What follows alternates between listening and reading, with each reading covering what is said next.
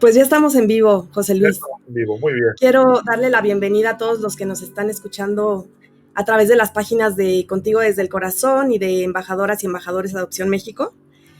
Y bueno, esta es nuestra última entrevista del año. Hemos tenido entre 13 y 14 entrevistas a lo largo de este año. La verdad es que desde que empezó el tema de la pandemia, pues es un tema singular, ¿no?, que hemos vivido, pero la verdad es que hemos estado acompañados por diferentes personalidades que conocen muchísimo sobre adopción y nos han acompañado. Y bueno, hoy estamos cerrando con broche de oro con la presencia de José Luis Gonzalo Marrodán.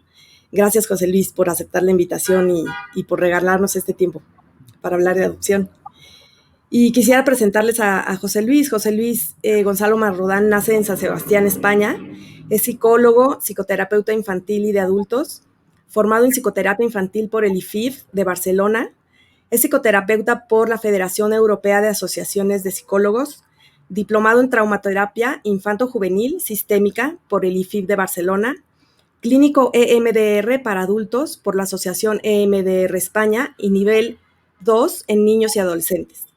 Trabaja en consulta privada desde 1994 y desde hace 12 años su campo de interés principal y su labor profesional se centran en la aplicación de la teoría del apego a la psicoterapia.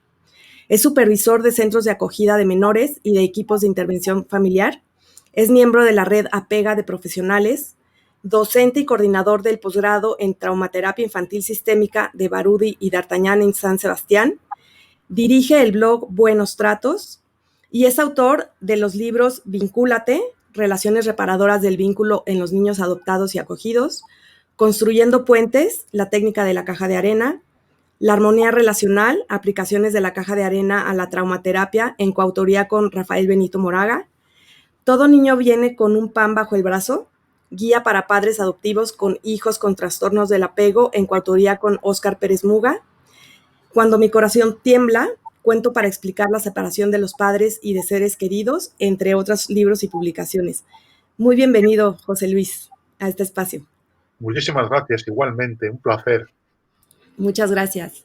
Y bueno, hoy vamos a hablar de lo que es tu especialidad, que es el vínculo, el apego, las competencias parentales, específicamente competencias parentales, como bien me lo hiciste notar cuando estábamos planeando la entrevista, que bueno, son temas amplios, casi te estoy pidiendo que nos resuman tus libros en una hora, ¿no? Pero en realidad queremos ofrecer herramientas, ¿no?, a los padres adoptivos sobre estos temas. Entonces, bueno, entrando ya de lleno a la entrevista, algunos padres recibimos a nuestros hijos adoptivos con días de nacidos, algunos con poquitos años, ¿no? Y otros incluso adolescentes. ¿Nos podrías hablar un poquito de los tipos de apego que existen y las conductas que se generan a partir de cada uno de estos tipos de apego? Muy bien, pues mira, yo creo que va a depender mucho de qué historia tenga ese niño en relación a su historia de apego, ¿no? Nos encontramos con muchas situaciones muy diversas. Puede ser que el niño esté, pues desde nada más nacer, desde la separación de la madre biológica, en brazos de sus papás adoptivos, y entonces, en ese sentido, esos papás inician el proceso de vinculación, porque ese niño se va a pegar a ellos. Y ahí esos papás tienen la oportunidad de, si están formados y han trabajado personalmente y desarrollan factores de sensibilidad, de empatía, de poder fomentar un apego seguro en sus hijos. E incluso pueden también calmar esa ansiedad de separación que puede tener el bebé de la madre biológica, ¿no? Eso los papás adoptivos sensibles y conscientes, que son capaces de dar experiencias de seguridad a sus hijos, pueden hacerlo, porque están desde el principio. Esos bebés no han sufrido otro tipo de traumas, como puede ser, por ejemplo, niños adoptados que provienen de familia biológica y han estado 1, 2, 3, 4, 5, 6 y hasta 8 y 9 años, he conocido yo, y 11 años, seguro que habéis conocido también vosotros en vuestro Sí, país, sí. viviendo en la misma familia biológica, porque nadie ha detectado una situación de desprotección, y estos niños han sufrido la experiencia dura del maltrato, es decir, ser lastimado físicamente por cualquier medio, o del Sí, maltrato emocional, que puede ser dejado, humillado, apaleado, insultado, menospreciado, o puede haber sufrido lo que llamamos también negligencia, que es algo que la sociedad no entiende como tóxico para el desarrollo del cerebro de los niños, y lo es, que es esos comportamientos que van desde el descuido la ausencia total de contacto, de interacción, de comunicación, de juego, de afectividad. Y entonces eso también impacta negativamente en los niños, a niños que han podido sufrir incluso la desgracia del abuso sexual, que han podido ser abusados ujú, también por familiares o por vecinos o por sí, los niños, dependiendo de cuánto tiempo se lleve expuesto a eso y dependiendo además de la intensidad los niños van a desarrollar una perturbación en el vínculo de apego, ¿no? Porque si son los papás biológicos los que están produciendo ese tipo de daños, el niño se tiene que vincular con la misma figura de la cual depende para sobrevivir. Esto genera en el niño una paradoja muy difícil de asumir, ¿no? Porque la mente humana del niño no está preparada para asimilar ese doble pensar, ¿no? Quien me quiere me daña, ¿no? Y eso perturba el vínculo. Y esos niños van a ir a donde los papás adoptivos con unas representaciones mentales en su cabeza y con unas disposiciones, pues a veces para tratar de controlar a los padres, a los cuidadores. Y lo pueden hacer de maneras agresivas o lo pueden hacer incluso de maneras complacientes, ¿no? Y de alguna manera intentarían protegerse del terror que ponerse en contacto con unos papás o con una familia les produce inconscientemente. Por un lado hay sí, una esperanza, porque voy a ser cuidado, voy a ser amado, pero por otro lado hay un terror enorme a ello, a ujú, ponerse a ello, por las consecuencias dramáticas que puede tener en forma de reviviscencias de traumas de haber sido maltratado, haber sido abandonado, o haber sido abusado. Y luego tenemos otro tipo de niños también que han podido sufrir una grave deprivación, porque han podido ser depositados por sus padres en hospitales nada más nacer. Algunos pueden venir incluso con, por ejemplo, es muy habitual en los niños de la Federación Rusa, aquí en este lado del mundo, sí, que hayan podido venir con consumo de alcohol, las ujú, mamás. Pues esos sí, son niños que las mamás ya los dejan en protección desde el hospital y pasan a casas cuna. Y son niños que, bueno, han podido tener cuidadores, han podido desarrollar con alguno de estos cuidadores algunas experiencias, algunas de seguridad y otras de mucha inseguridad en el apego, porque los cuidadores no han estado disponibles lo que ellos han necesitado, bien porque son muchos niños y hay pocos cuidadores, o bien porque los cuidadores directamente no tienen cultura de apego y dejan a los niños en las cunas sin estimulación y sin contacto humano, ¿no? sí, Si esta deprivación es muy grave, pues pueden sucederse secuelas muy importantes en el desarrollo, como he podido ver yo y muchos compañeros en los niños que viven de los orfanatos de Rumanía, ujú, eh, que incluso dio lugar a un estudio científico donde se vieron las secuelas que tenían la crianza con absoluto contacto humano, ¿no? O sea, la falta absoluta de contacto humano, ¿no? sí, Los papás adoptivos se pueden encontrar con estas situaciones. Yo creo que es muy importante que ellos en las formaciones puedan comprender todo esto, porque tampoco tenemos que asustar, pero sí tenemos que prepararnos. ujú, Tenemos que prepararnos tanto en los conocimientos, que esa es la parte que más se entienden los padres, pero hay que prepararse en el trabajo personal. Y esa es la parte que más nos cuesta, Georgina, sí, así porque es. uno cuando va a ser papá va con toda la ilusión del mundo y va con muchas expectativas, pero tiene que partir de la idea que hay niños que pueden tener heridas. Entonces, el niño no me va a poder gratificar a mí, Así muchas es. veces, sino que yo tengo que partir de la idea que ese niño está desprotegido. La adopción es una desprotección. Por eso yo no animaría a que nadie lo equiparara con un tratamiento de fertilidad o con una parentalidad similar a la biológica. Sobre todo cuando los niños arrastran traumas por años, además. Sí, Entonces hay que prepararse mucho personalmente porque hay que hacer frente a una crianza en la cual los papás tienen que reparar esos daños. Entonces, si uno se prepara bien, con buena formación, recibe un fuerte apoyo social, apoyo profesional, y los papás y las mamás revisamos nuestra propia historia de cómo nos cuidaron y tenemos nuestras propias heridas afectivas sanadas, estas parentalidades se pueden salir adelante. Hay muchos papás y muchas mamás que nos lo demuestran que es posible, pero son esos papás y esas mamás que se dejan trabajar, ¿eh? Esto es importante.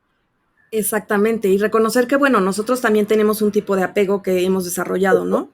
eso Y es. que ese también va a intervenir en nuestra forma de relacionarnos con todos, específicamente con nuestros hijos, ¿no? No nada más es el comportamiento del hijo hacia los padres, sino también el nuestro con ellos. Exacto, porque si empezamos a buscar tipologías del apego, que yo creo que el apego no lo podemos reducir a las tipologías, es importante este concepto que nos lo transmite Mario Marrone, que es experto en apego.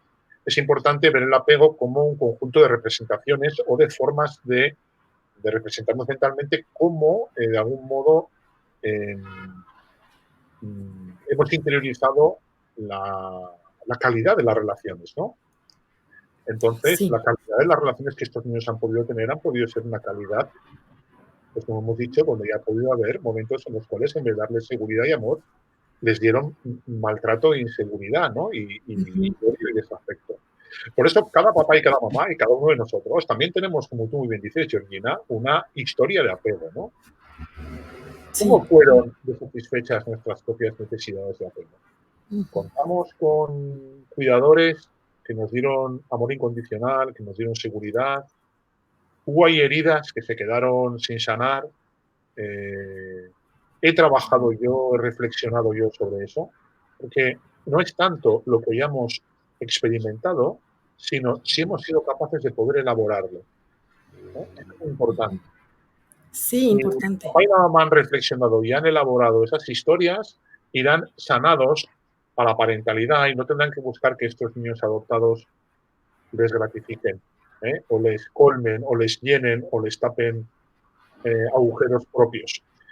Porque es muy triste que luego escuchar a los chicos adoptados que te digan, yo no soy el hijo que ellos querían, ¿eh? Yo no soy lo que ellos buscaban. Ellos buscaban un chico 10 en los estudios y yo como no lo soy, no soy el hijo que ellos quieren, ¿no? Entonces esto es muy doloroso, Sí, porque no claro. nos olvidemos que son niños que vienen con heridas psíquicas, incluso con afectación a veces al desarrollo, al neurodesarrollo, y que van a ir haciendo un proceso en el que necesitan de los papás y de toda una red social de apoyo para salir adelante, ¿no? Entonces, es muy importante este aspecto de la competencia parental, ¿no? Así es, así es. Y fíjate que, bueno, yo también soy mamá biológica y adoptiva. Mm. Creo que esto es importantísimo para todos los padres, ¿no? Padres Sí, biológicos o adoptivos, reconocernos y hacer un trabajo personal, ¿no? Para nuestra mejor parentalidad. Sin embargo, los padres adoptivos tenemos pues otro trabajo que es reconocer pues la vida, la historia de nuestros hijos previo a que llegaran con nosotros, todo este trauma que dices que llegan con nosotros con todas estas experiencias difíciles, ¿no?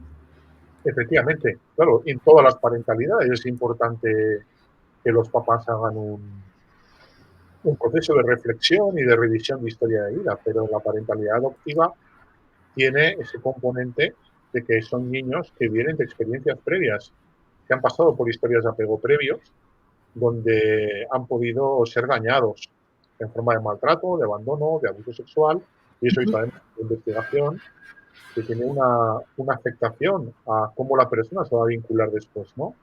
Y tiene una afectación incluso al propio desarrollo del niño, ¿no? Y hay muchos comportamientos que van a ser difíciles de entender por parte de los papás adoptivos, ¿no?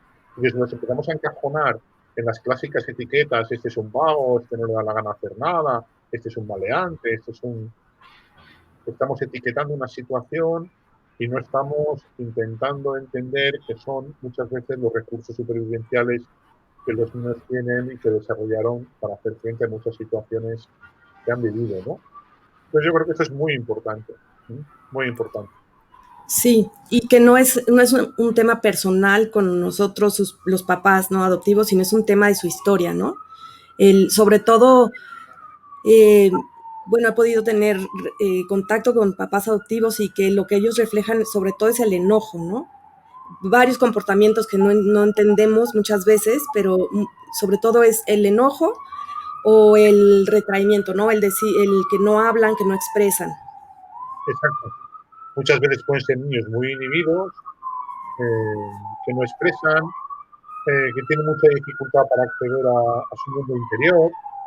Entonces, esto los papás tienen que intentar entenderlo como una señal de que hay ahí un sufrimiento, ¿no? Entonces, cuando esto se conceptualiza de ese modo y se respeta al niño y se le ponen palabras a lo que puede vivir, ese niño va a coger esa confianza de que sus papás son capaces de entender y de comprender su mente, ¿no? Lo mismo que el niño, que en vez de mostrarlo así, lo muestra más a través del comportamiento desregulado en el área de la ira, del enojo, del enfado. Y entonces ahí tenemos que verlo también como expresión de un reflejo de que ese niño ha tenido situaciones donde probablemente tuvo que utilizar la ira y la agresividad para poder defenderse, ¿no? Y que además muchas veces quedó en impotencia porque estaba en una situación en la cual él no podía enfrentarse a quien le agredía, ¿no? Y mucha de esa rabia se tiene que reprimir o se tiene que disociar. Y a veces ahora pues puede aparecer o puede emerger aquí en estas situaciones, ¿no? Y una de la gran rabia y uno de los grandes miedos y uno de los grandes temores, que además cuesta mucho tiempo que eso disminuya, que eso vaya elaborándose, que vaya procesándose, es el temor a ser abandonado, ¿no? Una vez que uno ha experimentado esa situación, cree que puede volver a repetirse, ¿no? El cerebro conserva huella tan indeleble de esa experiencia que uno cree que puede volver a repetirse. Porque no olvidemos que cuando estos niños muchas veces son abandonados quedan en una situación de total indefensión. Sí. No tienen ningún mecanismo, porque son bebés, ningún mecanismo cognitivo ni mental que pueda poner palabras al que está sucediendo, ¿no?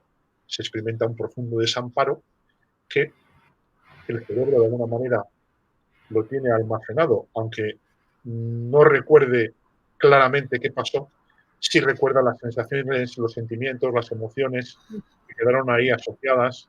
Y cuando hay situaciones, por ejemplo, las colonias, los campamentos, el primer día que tienen que separarse para ir a la escuela, van a sentir dentro de su cuerpo, de estos niños, muchas sensaciones de mucho miedo, y hay que explicarlo, hay que poner palabras a eso que experimentan. O otros niños van a hacer como si no pasara nada, como si se desconectaran, como si no estuvieran presentes, como si se disociaran. Pues son señales de que ahí está el temor al abandono, que es una cosa como digo, no exclusiva, ¿eh? Pero sí que se Ujú. da mucho Sí, en los niños adoptados que han tenido historias de abandono. así es. Tenemos un comentario de Ana Isabel Moreno, de Muy bien. Colombia, que tú has tenido una entrevista con ella ya. Dice, necesitamos darle voz a nuestras propias heridas para reconocerlas y procesarlas y no desde ellas mismas retraumatizar a nuestros hijos por adopción. Sí, sin duda, Sí. sin duda. Estoy completamente de acuerdo con ello. Es que el trabajo más complicado para los papás, lo que más les cuesta a los papás, por lo menos yo hablo desde mi experiencia en consulta privada, ¿no? Cuando traen al niño, pues se lo llevan porque el niño tiene una serie de conductas, porque el niño tiene una serie de reacciones, o porque el niño no va bien en los aprendizajes, o porque no se relaciona adecuadamente. Y de acuerdo, es verdad que el niño es una parte de la intervención, pero el niño no puede ser solo la intervención. La intervención tiene que ser con el niño y con los padres. Y tiene que ser con los padres solo también. Los tres pilares. Padres y niños, y luego el contexto que rodea al niño también. También, Tiene que ver también. los profesores y los lugares en los que se relaciona, otros profesionales con los que pueda ir. Si no hacemos este trabajo global y los papás no entienden, como dice una autora que se llama Ana María Gómez, que lo explica muy bien, que cuando el niño es sol, el niño está bien, estable, contento, tranquilo, feliz, agrada, estudia, aprueba, obedece, pues aparte un sol, ¿no? Se sonríen. Sí. Pero hay muchas veces que estos niños tienen que ser tienen nubes muy negras, porque tienen muchas historias traumáticas, mucho dolor y muchas emociones de impotencia, de rabia, de abandono, de soledad, de vacío, que hacen que ellos lo expresen pues como lo expresan los niños, a veces se regulan y unos lo hacen más exteriorizadamente, con esos comportamientos que molestan al adulto, perturbadores, otros lo pueden hacer más escondiéndose, como decías tú. Entonces, cuando son nube, los papás y las mamás son nube Sí, también. Nube negra. Entonces, ¿cuáles sí. son las nubes negras? ¿No?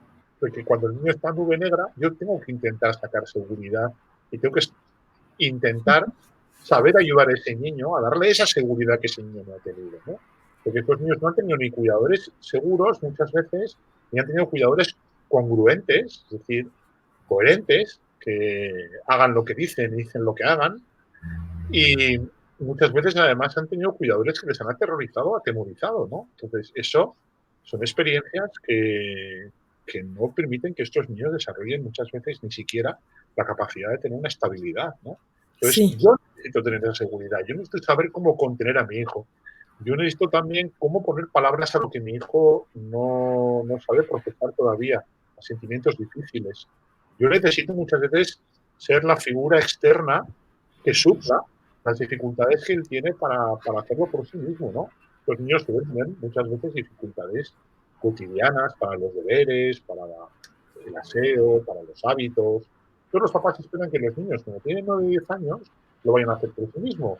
Pero yo les digo, pero fijaros que estos 8 o 7 primeros años, Claro. el niño estuvo en una situación que no fue la de una familia, que fue la de un orfanato y ha vivido estas carencias. Este niño está preparado para otro tipo de entorno. Ahora al venir aquí tenemos que empezar de nuevo. Tienen ustedes que estar presentes. Tienen que repetir con él las secuencias. Tienen que tener perseverancia. Si quieren que se duche todos los días, usted vaya con él, acompáñele, deje la toalla, enseñe las secuencias. Esté presente, porque si usted está presente, el niño lo interioriza. Repítalo muchas veces hasta que el niño lo aprenda. Luego usted vaya desvaneciendo la ayuda. Ujú. Pero si mi Sí, hijo tiene 11 años y ya debería saber hacer eso, sí, pero no es lo mismo. No comparemos con un niño que no viene de estas situaciones. Pues eso claro. también tienen que entender los padres y tienen que hacer un trabajo en ese sentido de acompañamiento. Sí, Entonces sí. es desgastante, puede desgastar. Y Así es es. Y como, con- convertirnos en soles para esas nubes. exacto. Y como puede desgastar, pues los papás tienen que estar muy bien acompañados. Necesitan tribu de profesionales, talleres de familias adoptivas, otros padres adoptivos que pasan por situaciones similares que les pueden decir cómo pueden ir haciendo, ¿no? No es bueno Sí, que se queden aislados, que se queden solos en sus casas, sobre todo si son monoparentales o monomarentales, ¿no? Yo creo que todo esto es fundamental porque hay muchos aspectos que necesitan ser contrastados con un otro, con el que tengas confianza y con el que además sea especialista en el ámbito. Es importante ir a profesionales que sepan, que estén sí, familiarizados con el mundo de la adopción y también, a ser posible, desde una visión como la traumaterapia, desde el trauma y el apego, que sí. nos ayuda a entender muchas veces todos estos comportamientos como producto de desarrollos que se han dado en entornos de maltrato y abandono, ¿no? Así es, y que bueno, poco a poco se va formando, ¿no? Más especialistas y psicoterapeutas en esta. Efectivamente. Em, Me hiciste recordar un libro de una autora mexicana que se llama Marta Alicia Chávez, que escribe un libro que se llama Tu hijo, tu espejo, y ella al principio del libro dice, tenemos hijos que son oasis y hijos que son maestros. Y entonces yo creo que nuestros hijos, pues son nuestros maestros siempre, ¿no? Pero en el caso de la adopción, la verdad es que los padres adoptivos, pues la formación que tenemos y la preparación que tenemos es mucho mayor que la de los padres biológicos, ¿no? O sea, es una, porque el reto que tenemos es pues mayor, se Sí, convierten en nuestros maestros. por supuesto que el reto es mucho mayor, Sí, efectivamente. Porque claro, cuando hay que reparar traumas tempranos, pues el reto es mucho mayor. Hay veces también, además, que hay que asumir ciertas heridas. Es decir, que muchas veces no podemos cambiar las cosas, no podemos modificar, hacer como si nada hubiera ocurrido, pero sí podemos hacer resiliencia, es decir, sí podemos ayudar a que ese niño desarrolle alguna forma de adaptación que a él le resulte posible. Y mucho del trabajo está también en hablar con el colegio, en hablar con el lugar del barrio donde va, en hablar con el sitio donde estudia música y ir pudiendo crear contextos que también sean terapéuticos para estos niños. Ujú. Hay veces que hay que asumir ciertas heridas y eso implica a veces duelo en los papás adoptivos. Pero Sí, cuando se hace ese duelo y se empieza a reconocer al hijo real y no al hijo ideal, es cuando las cosas empiezan a ir muchísimo mejor y es ujú, cuando los papás pueden empezar a reconocer muchos de los avances que estos niños hacen, ¿no?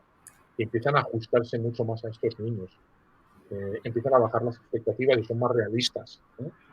Y tenemos que partir de que muchas veces suceden acontecimientos en la vida de estos niños, estamos hablando de carencias que son insustituibles, ¿no? sí, Y que todavía hoy en día muchas veces con las terapias podemos encauzar, dirigir, transformar, resiliar, pero a veces no podemos decir, oye, quiero un hijo así, así, así, así, así, claro, así. Tu hijo es como es y es sí, producto de cómo se desarrolló. así es. Y, y vamos a intentar que tu hijo, como dice el gran Boris Cyrulnik, escribe el destino. Es decir, que no termine en la inadaptación social, que no terminemos porque no aceptamos muchas de las cosas como son, haciendo que el proceso empeore, ¿no? Ujú. Que a veces la incomprensión, el rechazo que se puede producir termina por hacer que estos chicos pues, se desenganchen de las familias adoptivas, se sientan profundamente desapegados de ellos y por caer en muchos de los riesgos que tienen en la adolescencia, por ejemplo, ¿no? Claro, Las pandillas, la delincuencia, las drogas, el absentismo escolar, pues porque no sienten que son comprendidos. ¿Por qué no sienten que son comprendidos? Porque no hay una aceptación de las heridas, ¿no? Cuando hay una exacto. aceptación de las heridas, podemos ponernos en una posición de ayuda y podemos buscar qué necesita ese chico para hacer su camino y encontrar un lugar donde pueda mostrar su talento, porque todos tienen talento para algo. Sí, Pero muchas exacto. veces también está en que seamos capaces de buscarlo dónde, ¿no? De buscarlo dónde puede ir ese chico a estudiar, dónde puede desarrollarse, y no tanto obligarles a hacer adaptaciones que muchas veces ellos no pueden, porque no pueden, no pueden. Ujú. Y esto no se ve muchas veces como que no pueden, se ve como que no quieren. Y entonces esto termina por producir un desenlace muy, muy negativo. Sí, Afortunadamente, cuando nos encontramos con papás que son capaces de hacer esto, es cuando estos papás se ponen en una posición completamente diferente. Y aquí es donde vemos que las cosas transcurren por cauces difíciles, pero donde este chico o esta chica sienten que sus padres están ahí, que son incondicionales, que les van a ayudar, que les van a apoyar y que les van a saber de alguna forma hacer encontrar ese camino, ¿no? así es. Y entonces esto, pues, me lleva a preguntarte esto. Tú tienes un libro que se llama ¿Qué desafíos nos plantea hoy la adopción? Y ahí Sí, mencionas que hay algunas veces en las que no va a ser posible salvar al niño de lo que ya vivió.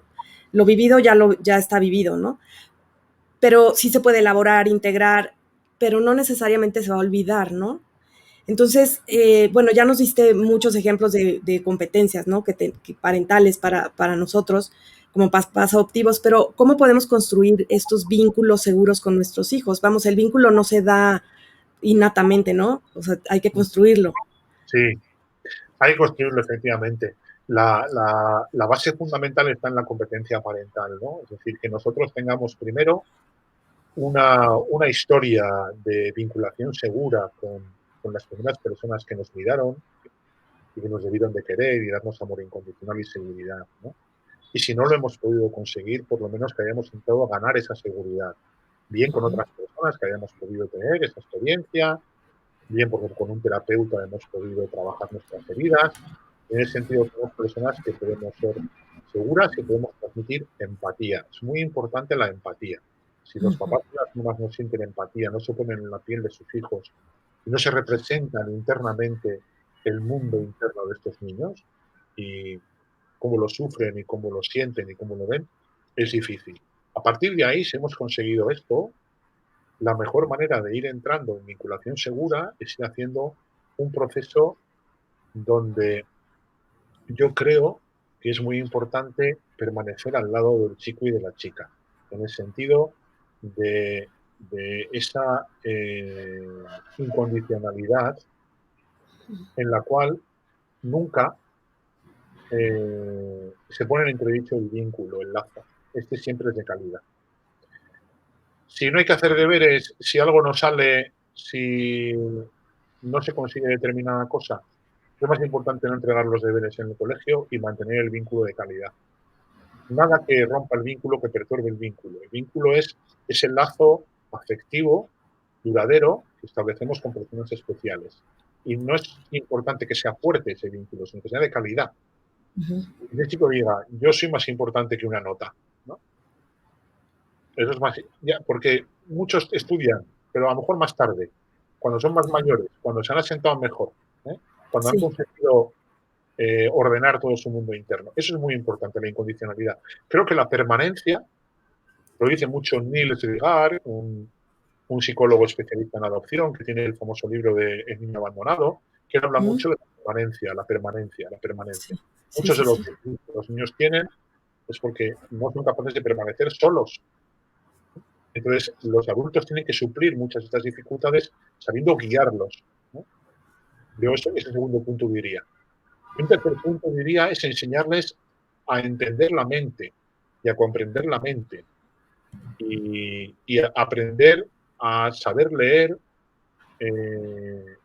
qué emociones, qué pensamientos, qué intenciones tienen las personas cuando se comportan del modo en que lo hacen, ¿no? Ujú. Esta capacidad de poder reflexionar sobre sus actos y sobre los actos de los demás va construyendo una mayor capacidad de modular los impulsos y las emociones. También diría que la paciencia y la perseverancia y la repetición son fundamentales. Los niños aprenden siempre por repetición. Nuestros niños van a incurrir muchas veces en muchas cosas más de una vez. Entonces los papás se desesperan y dicen, parece que nunca avanzamos. Sí, sí avanzamos. Lo que pasa es que hay veces que se producen, bueno, pues retrocesos y tenemos que volver a empezar otra vez. Tenemos que Sí. volver a dar una oportunidad. Si algo nos demostró también el psicólogo y padre adoptivo José Ángel Jiménez Alvira, que alguna vez le tienes que invitar también, que Sí, que participará encantado, sí, sí. con su libro Indómito y Entrañable. No sé si está por aquí. ¿Ha estado este hombre por aquí? No, no, todavía no, pero seguramente sí, sí lo invitaremos porque ese libro es una referencia para Por la eso. mayoría de los papás adoptivos, ¿no? Exacto. ¿Qué hace José Ángel Jiménez Alvira? Pues tener muchísima paciencia, muchísima perseverancia y muchísima incondicionalidad, ¿no? Esto es importante en esa construcción. Y decirle, esta es siempre tu familia, este es siempre tu lugar. Tú tienes un carnet con tus apellidos, como cuando te haces socio en un equipo de fútbol nada más nacer, y tú de aquí no te puedes ir, porque ese es el mayor temor que tiene, ¿no? Sí, Empezar con amenazas veladas de como sigas así, a lo mejor tienes que regresar a un piso, eso sí, no. Y finalmente, diría una última cosa, y sí. es que a veces los niños que han sufrido muchas situaciones traumáticas tienen muchos sentimientos muy intensos, ¿no? Y entre esos sentimientos intensos está el de sentir muchas veces mucha rabia, incluso a veces mucho odio, porque la persona que les adopta, su papá y su mamá, representa la esperanza, su derecho, pero también la posibilidad de ser abandonado. Si esto se es comprendido, si esto se pone en palabras, es más fácil de elaborar. Y me queda una última, y es el respeto tal por los orígenes, la familia biológica, el poder integrar todo eso, el poder tener su álbum de historia de vida, el poder honrar todo eso, el poder hablar de todo eso desde el principio, que no sea tabú, y que el niño sepa que hay un lugar y un espacio ahí que se le va a acompañar con todo esto, ¿no? Yo diría que esos son los elementos fundamentales que van haciendo que la vinculación sea segura. Luego es muy importante que haya, aparte de los padres adoptivos, otras figuras alrededor, profesores, algún tío, algún padrino, algún adulto, que siempre va a ser de alguna manera alguien que también va a estar ahí y que puede ser figura importante para los chicos, ¿sí? Y las chicas. Claro. Pues sí, toda la red de apoyo que necesitamos, ¿no? Exacto. Toda la tribu, como dice Jorge, la manada, Jorge Barudi, la manada de hombres y mujeres buenos y buenas, que acompañan a los niños. El tema de las competencias parentales es de Jorge Barudi y Mario D'Artagnan, y bueno, muchas de las ideas que yo transmito aquí, pues como suele decir Mario Lee, me suele decir siempre, que me produce mucho honor, eres la voz de la traumaterapia, José Luis. Pues me encanta que me diga eso, porque yo transmito las ideas del equipo de traumaterapia. Sí, sí, José Luis, así es, y estamos encantados. Además, tienes una manera de transmitirlo, pues, muy comprensible para todos, ¿no? Y todos Y, tus libros también son una referencia. claro, La verdad es que sí yo han sido muy. diría los zapatos adoptivos, hay muchos que van buscando y buscando y buscando. Y yo esto lo puedo entender, porque vivimos un poco en una sociedad, o el ser humano es un poco lógico y dice, yo tengo un problema, busco una solución.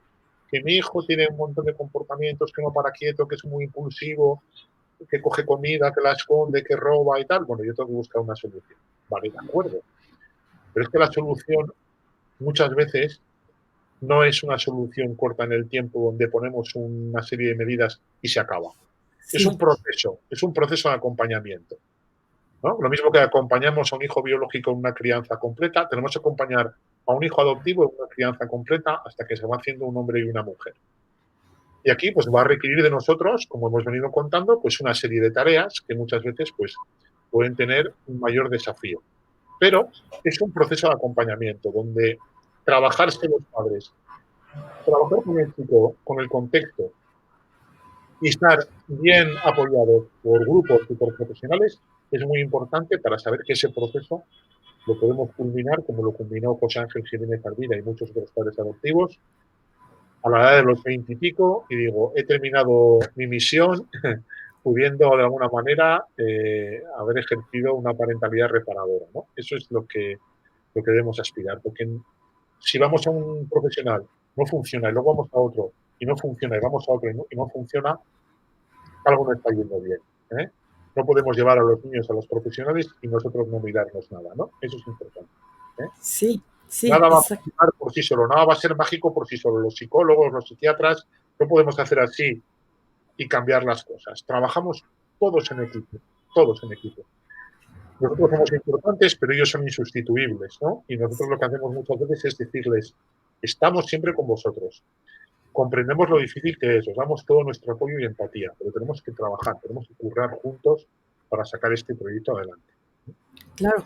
Y sabes que me encanta porque, bueno, la base de mi formación personal, profesional, es humanista, ¿no? Estudié desarrollo humano y todas estas competencias son humanistas, ¿no? La empatía, la aceptación positiva incondicional, el ser congruente conmigo mismo.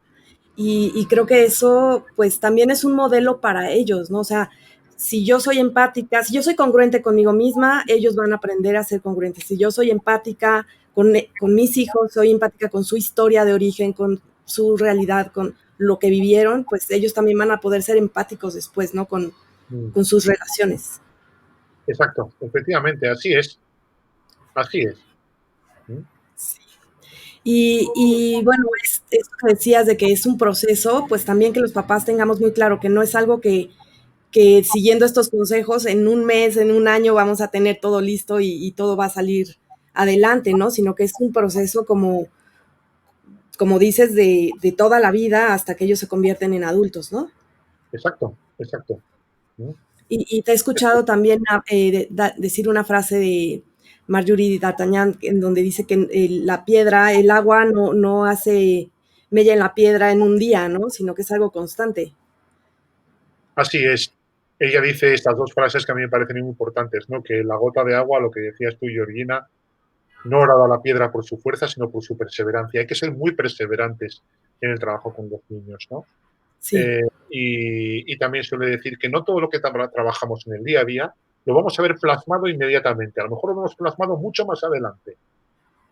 sí, Y parece como que no estamos haciendo nada, que no avanzamos, pero es la metáfora del bambú japonés, que es esa planta que por mucho que se la riega y se le dan nutrientes, no crece nada. Pero en un momento determinado, esa planta, todo lo que había acumulado, lo utiliza en un momento dado y crece espectacularmente alta, el bambú japonés.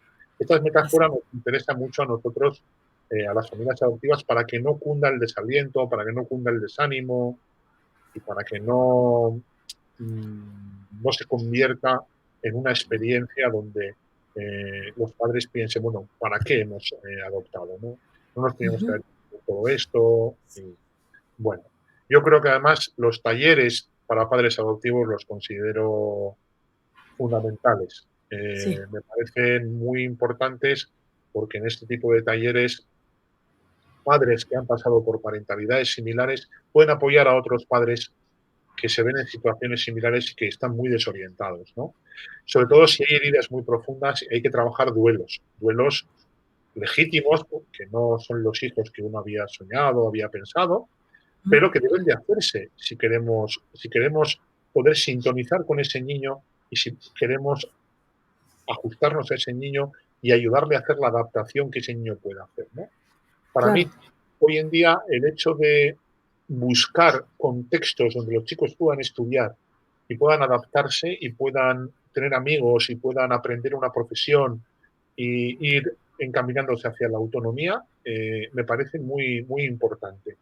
Ese trabajo de coordinación con este tipo de lugares y donde hay profesores o eh, incluso puestos de trabajo, ¿no? Que pueden existir, adaptados para ellos. Cuando estamos hablando de importantes handicaps, es muy importante hacer ese trabajo, porque si lo hacemos vamos a propiciar que se dé un encaje mejor de este chico de chicos en los puestos de trabajo o en los centros de estudio, ¿no? sí, Para eso muchas sí. veces recurrimos a veces a medidas de protección legal, como pueden ser los certificados de minusvalía, que Ujú, a muchos padres les suena siempre como una cosa de asustarse muchísimo, pero es verdad que hay muchas veces que hay chicos que se benefician muchísimo de estas medidas cuando vemos que hay unas repercusiones en el desarrollo del niño en la adolescencia que no se le puede dar la vuelta, ¿no? Entonces ujú, me dijo, chico, ¿sabes qué ha sido fantástico lo del certificado de minusvalía? Y digo, ¿y por qué? Pero cuando te lo planteé, me acuerdo que te pusiste súper enfadado conmigo, que si yo no era tonto, a mí que me estabas llamando. Me dijo, ya, pero luego tú me lo intentaste enseñar de otra manera y yo he llegado a la conclusión de que deberían darle un nombre diferente. Deberían darle el nombre de certificado de plusvalía. Y sí, digo, ¿por qué? Y digo, porque es lo que la sociedad debería darnos cuando los niños, la sociedad nos quita mucho porque nos dejó en manos de entornos y de lugares donde nos quitaron lo que necesitábamos para poder demostrar que valemos, ¿no? Entonces, ese tipo de certificados de minusvalía que les permiten el acceso a trabajos protegidos, a centros de estudio protegidos, que les permiten sacar el grado escolar de una manera mucho más adaptada a sus posibilidades, son ujú, formas de darles plusvalía, es decir, darles así es. lo que necesitan. Y es verdad que algún tipo de chicos y chicas, no todos, evidentemente, pueden beneficiarse mucho de estas medidas. Y es una forma de poder eh, poner medidas sociales para quienes necesitan medidas sociales, ¿no? Porque tienen más Sí, dificultad el adaptarse, ¿no? claro, sí, es darle una nueva mirada, ¿no? Socialmente, que la sociedad también tenga otra mirada hacia ellos. Tenemos una pregunta que dice, buenas tardes, muy enriquecedora la charla. La repetición de conductas, sé que van a estar presentes y nosotros asimismo tenemos que poner medidas para ayudar a regularlas. Pero ¿hasta qué punto puede decirse que puede deberse a una patología que hay que tratar de forma diferente? Bueno, hay una autora que a mí me gusta mucho que dice, ¿hasta qué punto separamos la patología de la historia de la persona, ¿no? Es difícil, es difícil. Eh, si hay una patología, eh, habría que ver cuál, ¿no? Eh, pero aún y todo, si hay una patología, lo que va a ocurrir es que tenemos que recurrir finalmente a medidas diagnósticas complementarias, como pueden ser las psiquiátricas, y tenemos que recurrir a pautas psicoeducativas y quizá a pautas farmacológicas. Habría que ver en qué medida un niño puede beneficiarse, un adolescente también, de un tratamiento médico. El tratamiento médico siempre debe de darse dentro de un programa psicoeducativo. Si dar medicación al niño solo, sin hacer nada, no tiene ningún sentido. Pero a Claro, veces la medicación puede ser el quitanieves que favorezca que el coche pueda andar sin que la nieve se lo impida, ¿no? Entonces, si hay esa patología, habría que estudiarla, porque si existe, y lo más seguro, la historia de vida del niño, los traumas, habrán tenido mucho que ver en la aparición de esta patología, pues habrá que hacer medidas psicoeducativas, pautas mucho más constantes, mucho más repetitivas y mucho más perseverantes, porque existen razones de más todavía para hacerlo. Claro, claro. Y hay otra pregunta que dice, ¿es pertinente o necesario hacer talleres de competencias parentales antes de adoptar? Pues yo creo que a tenor de lo que venimos diciendo, sí, ¿no? Efectivamente sí es necesario. Los preadoptivos han mejorado mucho en los últimos años en cuanto a la preparación, no tienen nada que ver, Sí, eh, pero todavía se tiene que hacer más. Y entre estos talleres de competencias parentales, además de estudiar qué son las competencias parentales, hay que trabajar sí. mis competencias parentales y cómo me veo yo a mí mismo en mi historia, ¿no? Cuando evoco los recuerdos de mi propia infancia con mis propios padres, ¿no? Ujú. Yo fui maltratado, yo fui castigado severamente, yo fui menospreciado, a mí me hacían el vacío cuando yo era niño y no cumplía las expectativas. Todas estas cosas hay que trabajarlas. ¿Por qué? Porque uno dice, bueno, a mí eso no me influye. Yo ya lo tengo superado. A mí cuéntame, dicen los padres, por qué mi hijo no para de mentir. No, que yo tenga no tiene nada que ver. No, no. Sí. Normalmente lo que es de la historia de cada uno en relación con sus padres, cómo se apegó a ellos y cómo fue la historia familiar y la crianza, se suele colar lo que se llama procedimentalmente, es decir, se suele actuar, se suele representar, se suele escenificar inconscientemente. Y suele ser un tercero el que te lo suele decir, normalmente la pareja o otro, que dice, oye, creo que eres muy severo con él, ¿eh? O creo que habías dicho que nunca le despreciarías y lo de hoy a mí me ha sonado un desprecio, ¿no? ¿Te ha sonado un desprecio? Y a mí me despreciaron eh, muy importante. Porque Sí, estas cosas no es que causen los problemas de los niños ya tienen una traumatización, pero como tú muy bien has dicho, puede retraumatizarles, puede sí. ahondar en la herida, puede hacer que no se pueda ir hacia la resiliencia. Ujú. Sí, Por eso esto es, por eso esto es fundamental, por eso esto es muy importante. ¿No? sí. Preguntan, ¿con qué frecuencia presentan rasgos de trauma los niños que son adoptados prácticamente de recién nacidos? ¿Y cuáles son los traumas que llegan a presentar? Bueno, cuando son adoptados de recién nacidos, hay toda una parte que se llama de la psicología perinatal, ¿no? Que habla de la importancia que tiene ese primer contacto mamá-bebé, mamá-bebé biológico, ¿no? Y es verdad que es una primera huella, pero no tiene por qué ser un impedimento para que ese bebé que pasa a, a un que tiene ese trauma de la separación de la mamá biológica, ese trauma se puede revertir si esos papás adoptivos son conscientes de todo esto y son capaces de empezar un proceso de apego con ese niño, porque ese niño se va a pegar a ellos, son conscientes de que ese niño tiene unas necesidades de regulación probablemente mayor, unas necesidades de sensibilidad mayores, una necesidad de securización mayor, y si estos papás son capaces de hacer eso, el niño con quien va a construir las representaciones, es decir, con quien se va a construir el chip de cómo es la relación de apego es con esos papás adoptivos. ¿eh? Es decir, que lo que ocurra en lo perinatal, incluso la separación, que algunos autores le han llamado la herida primaria, a mí me parece demasiado determinista, esa herida primaria de la separación de la madre biológica. Es verdad que puede influir, pero los papás adoptivos, eso no tiene que ser un impedimento para que desarrollen un apego seguro con los padres adoptivos y para que esa experiencia de apego seguro no repare esas primeras diapositivas, esas primeras imágenes. Yo creo que en ese sentido hay mucho de la labor de los padres adoptivos que reciben al niño desde bebé. ¿eh? Y ahí está toda esta responsabilidad de prepararnos desde antes, ¿no? Exacto, exacto, Antes. Sí, sí, exacto, sí. porque todas esas sensaciones de incomodidad que puede sentir el bebé, de extrañar el olor de la madre biológica, de extrañar pues el olor de su cuerpo y todas esas sensaciones pueden ser atenuadas, amortiguadas, calmadas gracias a papás adoptivos que son conscientes de que ese bebé tiene necesidades. Pero esos papás y estas mamás adoptivos "Uf, que lleve más llorón, vamos a dejarlo que llore, que llore, que llore hasta que se canse". Bueno, pues ahí Mm, estamos acentuando la herida primaria, ¿eh? sí, Pero si estos exacto. papás adoptivos dicen: "Este bebé llora mucho porque a lo mejor está extrañándonos, no somos los cuidadores que Ujú. la cuidadora que ha tenido, la mamá que ha tenido biológica en su tripa, ¿no? Y son conscientes de estos, pueden revertir todo esto, ¿no? Y pueden desarrollar la base segura que decía Bowlby, ¿eh? Sí, Lo exactamente. cual Y no tiene por qué ser un impedimento, ¿eh? sí, Lo mismo no que cuando tenemos hablamos de niños discapacitados, que también han preguntado muchas veces, niños sordos, ciegos, niños con dificultades motrices, lo mismo, pueden tener esos hándicaps, ¿no? Porque un bebé ciego, pues la mamá no le puede responder ocularmente y la sonrisa, pero si se tiene un apego seguro del propio papá y le da ese plus de seguridad, ese niño ciego no tiene por qué desarrollar un apego inseguro. Lo mismo claro. pasa con la famosa herida primaria, ¿no?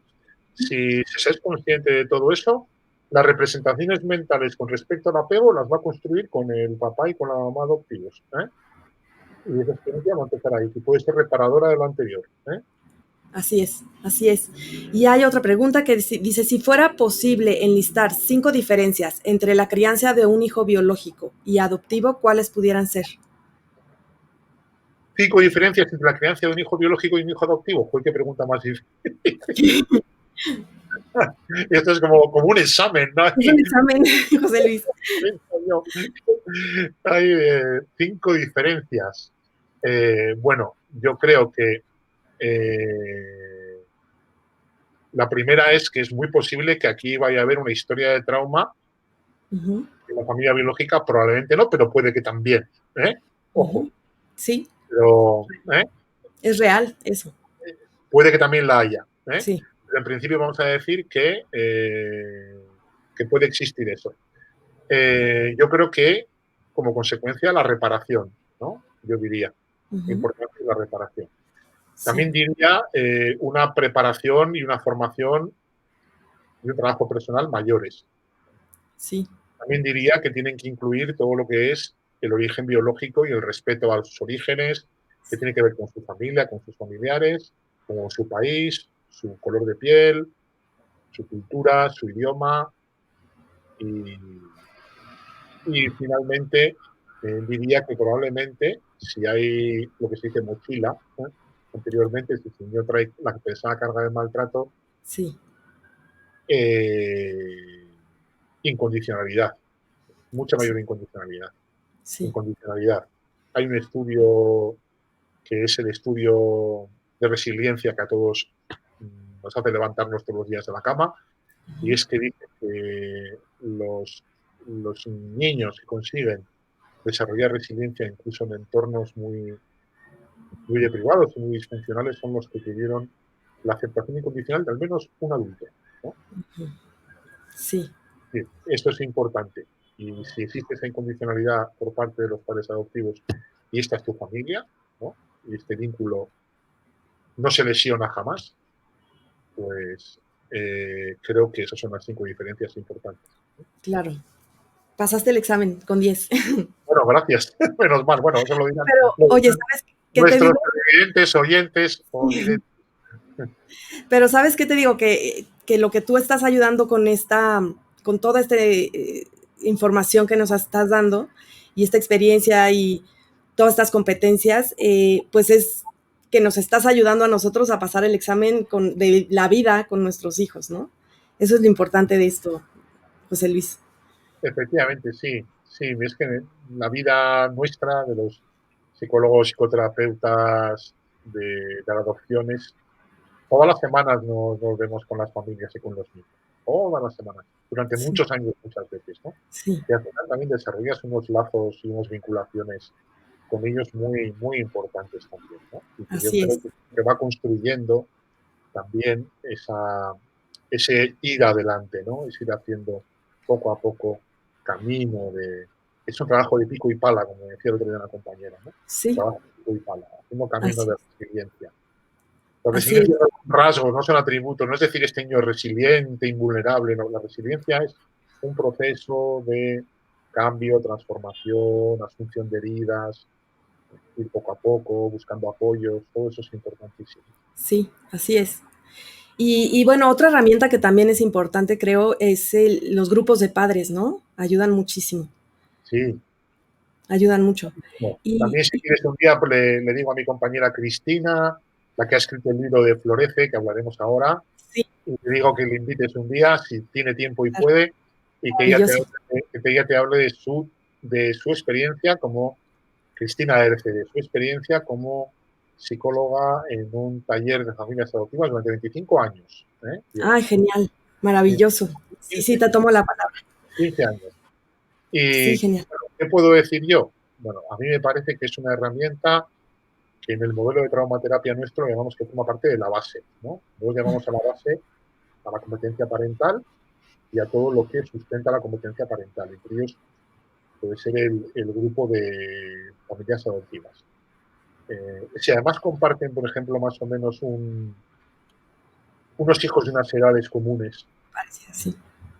y unas características bastante similares, homogéneas en cuanto al tiempo que han pasado en sus lugares de orígenes, que todos han vivido experiencias de maltrato, abandono, abuso, y consiguen cohesionarse, establecer lazos fuertes entre ellos, el propio grupo se constituye en figura de apego y es lo que les permite apoyarse y seguir adelante. Y yo me he dado cuenta además que muchos padres que pasan por ahí también se benefician de los otros y modifican muchos aspectos a veces de su personalidad que no Ujú. favorecen nada la parentalidad, ¿no? Sí, Y te dicen, oh, pues yo la verdad creo que he mejorado y he cambiado y veo a mi hijo de otro modo, pues porque el grupo me ha ayudado a mí a desarrollar una nueva visión, ¿no? sí. Eso es muy importante. ¿Eh? Se va creando esta tribu que dices, ¿no? Exactamente, exactamente. Oye, y platícanos de este proyecto del libro de Una nueva vida florece que estás impulsando. Pues os platico, sí señor. Pues este libro surgió de esta manera, ¿no? Yo estaba, ya sabes que estamos en el confinamiento, ¿no? Desafortunadamente, por todo lo que estamos sufriendo a nivel mundial, y aquí en España nos confinamos, excepto actividades esenciales, pues marzo, abril y mayo, ¿no? Ahora también hay un confinamiento, pero diferente. Aquel fue más estricto porque supuso el estar en casa a las 24 horas del día, Sí, exceptuando, bueno, unas actividades que el gobierno permitió como básicas para mantener el país en el mínimo, ¿no? sí, Entonces, a lo largo del confinamiento recibo un correo de una chica adoptada que lleva conmigo 8 años, tiene 22 desde que tenía 14, sí. y me dice, te mando mi historia de vida, a ver qué te parece. Y ras, y me manda un archivo Word con unas 8 o 9 hojas. Y claro, yo aluciné, porque esta chica no suele terminar casi nunca lo que, lo que empieza. Y es una chica además que es de estas adopciones que decimos con heridas importantes, ¿eh? Con 6 años de familia biológica donde ha sido duramente maltratada física y emocionalmente, y con abandono en orfanato durante 2 años, un orfanato duro, difícil, de mucha carencia afectiva, y adoptada por su madre a los 6, ¿no? Y ha sido un proceso terapéutico largo, intenso, difícil. Sí, Es una chica que ha requerido también medidas de protección social. Y tiene muchísimo mérito lo que ha escrito, porque es una historia que está muy bien armada, y se ve que esta chica ha hecho un trabajo enorme, que lo que decíamos, lo que trabajamos no va a florecer ahora, pero el bambú ahí japonés lo vamos. florecerá después. Sí, Pues esta chica nos ha demostrado en esta historia, bueno, un relato precioso de lo que ha sido su vida y de cómo ella decidió ponerle el título de Una nueva vida florece, porque ella siente que con la adopción es lo mejor que le ha pasado y que ha florecido. Entonces yo leí este relato y hablando con la compañera del taller de familias adoptivas me dijo, con Cristina Erce, me dijo, José Luis, esto tenemos que publicarlo porque esto merece mucho la pena, ¿no? Y entonces dije, pues claro, creo que sí. Se lo propusimos en una editorial y lo leyeron y les gustó. Y les gustó. Entonces, como era poquito para un solo libro, se nos ocurrió la idea de arroparlo el relato, pues con mi mirada, la mirada de su terapeuta, de cómo ha trabajado con ella en traumaterapia, y la mirada de cómo le ha acompañado su psiquiatra y la mirada de cómo le ha acompañado la psicóloga Cristina en el taller de familias adoptivas a la madre. Y entonces, pues, como es difícil que una editorial los saque sin, sin, sin que haya una provisión de fondos, o es difícil porque no son libros, digamos, al gran público, ¿no? Son para un sector muy pequeñito, ¿no? Específico, sí. Ellos nos quieren ayudar, pero también hay que entender que tampoco pueden correr riesgos de pérdidas, ¿no? Y menos en este momento, ¿no? Pero siempre nos dan una fórmula y nos dicen, mira, os ayudamos. Porque muchas editoriales nos han mandado a paseo, ¿eh? Pero Sí, Editoriales siempre nos ha cogido muy bien todas estas ideas. Vamos a convertir sí. un libro solidario, vamos a intentar hacer una recaudación de fondos, que la gente haga una provisión de fondos como si lo comprara en preventa y si sale para adelante o lo sacamos. Y siempre nos dan esa posibilidad, les estoy muy agradecido. Y la verdad es que la gente respondió maravillosamente bien. Sí, tuvo una respuesta enorme, rapidísimo. Sacaron bueno, la información y en poquitos días ya estaba listo. Ya estaba. Y la chica está como loca y contenta hasta que no se lo crees. Le ha cambiado la vida, ella está feliz y bueno, estamos muy contentos de haber logrado esto, ¿no? Claro. Y Y saldrá bueno, ahora, breve, ¿eh? saldrá en breve. Y creo que para las familias adoptivas conocer la mirada de los hijos ya adultos Sí, es maravilloso y es casi obligado, ¿no? Acercarnos a sí, esas historias, porque bueno, uno es la esperanza de saber que este trabajo diario que estamos haciendo va a florecer, ¿no? sí. Y además en este libro, pues tener la mirada tuya y de la psiquiatra y del acompañante en el taller para los papás, pues me parece que es muy integral, ¿no? Toda la Sí, información. nos pareció que era muy bonito hacer un libro muy original Claro, y muy diferente. Y sí, sí que va a resultar un libro que puede gustar tanto a los jóvenes adoptados porque ven una sí, historia con la que se puede identificar. claro, Las niñas ven que hay realismo de la esperanza, ¿no? Las cosas son muy difíciles, pero con un trabajo de pico y pala, ¿no? Diario se puede salir sí, adelante. Y los profesionales también ven la manera de cómo se trabaja claro. especializadamente en este terreno, ¿no? Y en conjunto. Muy bonito. Y Sí, luego es tan meritorio el relato que ha hecho la chica, de verdad, porque eh, es el culmen o la culminación de algo que era impensable hace unos años, ¿no? Es decir, claro. cómo se ve que todo llega si vamos dando tiempo a que los chicos vayan desarrollándose, ¿no? Y a Sí, veces también eso es lo que ocurre, que los adultos, incluidos los profesionales, también podemos caer en esa dinámica, les empezamos a exigir cosas que a lo mejor no están preparados para hacer. para ese momento. Claro, y a veces también los papás angustian, y yo lo Sí, entiendo, digo, tenemos que tener ese estar ahí. Ya llegará el momento en el que salga el agua del bambú japonés y crezca, ya llegará ese así, momento. así es, ¿Eh? así es. Oye, José Luis, pues estamos un poquito sobre el tiempo, pero creo que es importante y bueno darle unos minutitos a que nos platiques esta buenísima noticia de que el diplomado en el que tú eres coordinador va a salir en línea, ¿no? De Barudi y D'Artagnan. Sí, muy prontito vamos a poder contar con el diplomado de Jorge Barú y Marguerite Antañán online para América Latina. Es una petición que nos han hecho muchas veces y en breve desde la página de traumaterapia y resiliencia.com o desde mi blog, el que yo dirijo, el blog de la Buenos red tratos. buenostratos.com, pues hablaremos del programa, de las fechas, de los profesores, de cómo será, si en breve va a salir y estamos todos muy ilusionados de poder ofrecer esta metodología de trabajo que está abierta además no solo a psicólogos y psiquiatras, sino también a trabajadores sociales, profesores, abogados, eh, educadores, maestros. Jorge y Maribel consideran que la metodología de la traumaterapia se puede aplicar también en esos ámbitos Ujú, y específicamente en el ámbito de la terapia o de la psicoterapia infantil para los niños claro. traumatizados, ¿no? Entonces estamos muy contentos Sí, de poder contar con esto, ¿eh? Y sí, poder ofrecer. Maravillosa noticia, pues muchas felicidades también por Muchas eso. gracias a Y bueno, vosotras. pues llegamos al final y te agradezco muchísimo, ha sido de verdad un placer escucharte, tenerte en este espacio. Y bueno, nada más me queda también desearles una feliz Navidad a todos los que nos están escuchando, que el año próximo sea un mejor año, que llegue con muchas cosas buenas. Y nosotros en Contigo desde el Corazón estamos ya planeando actividades para el año próximo, por supuesto nuevas entrevistas, que ahora te voy a tomar la palabra con todas Sí, estas recomendaciones que nos has dado. Y pues muchas gracias para también seguirnos acompañando en este camino de la adopción. sí, decir a la gente que quiera participar en la preventa del libro o en la provisión de fondos, no he dicho que los derechos de autor van a ir a parar íntegros. Ninguno de los 4 autores vamos a cobrar nada.